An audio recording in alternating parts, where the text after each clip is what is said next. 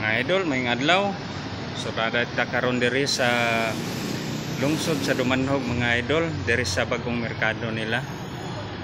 So karon mga idol, natay giari nga kuan pataod og signage. So ang customer ni nato sa una mga idol 5 years ago. So katungdaan niya signage nga tong install sa una, pabalhin niya dire sa iyang tindahan. Kay mga idol niya iparihan na to porma aning nay tapad niya nga black tindahan. So mao ni ang sundugan nato nga porma. So i-flat lang dire sa may roll up. Kani akong gitudlo mga idol, mao na ang tawran nato. So naog sa ta dito sa ubos atong kuwaon tong daan nga signage. So daan siya mga idol kay 5 years naman siya na-install na to. Gikan tong pag-install na to antud karon 5 years na.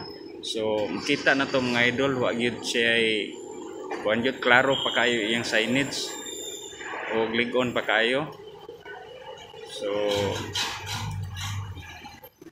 ato lang ibalhin kay mingon man tag-iya nga ibalhin lang ang kuan sir kay tanaw na ko ligon pa man siya nya kuan pa klaro pa kayo ang iyang printing. So atong arion mga idol mao ni daan nga merkado sa Dumanhog.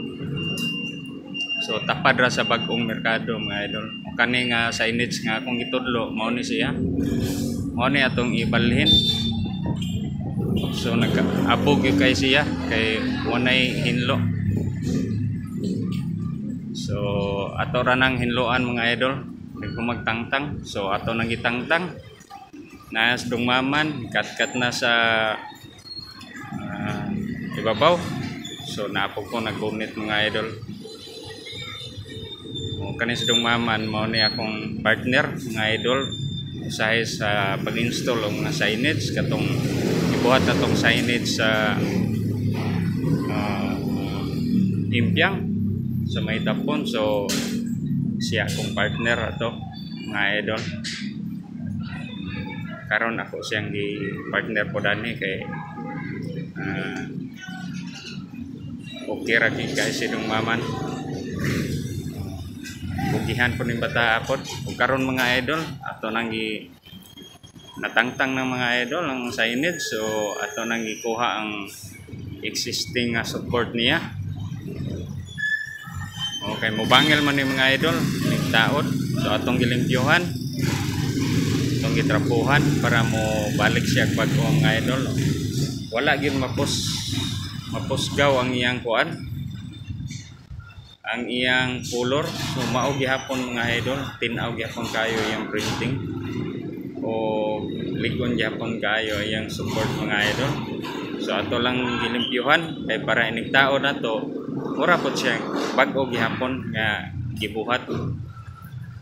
Okay mga idol, atong gilimpyuhan, itrapuhan na to.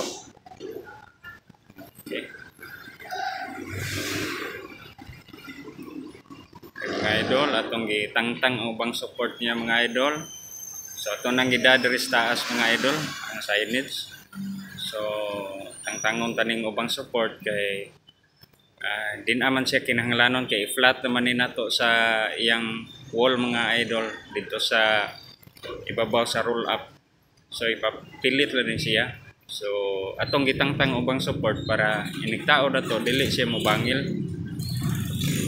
Ato na ding nataod mga idol.